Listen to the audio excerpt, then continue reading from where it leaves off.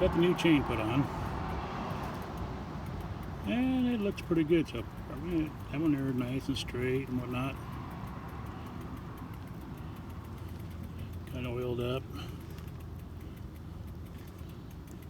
but right there it starts twisting. Twist to the right. I have no idea why. It just this one section just leans to the right, and that just makes me look like a twisted chain, but I don't. I just redid the chain, and there's no twist in the chain. It's straight through. And now it's lessening up a little bit. Now it's straight again. Just that one section leans over, and I have no idea why. This is the brand new KMC X8.99 chain. It hadn't been, it's not even 3 days old. Let's see, right there, it's like leaning to the right.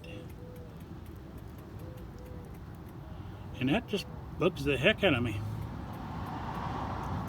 I don't see any bad links.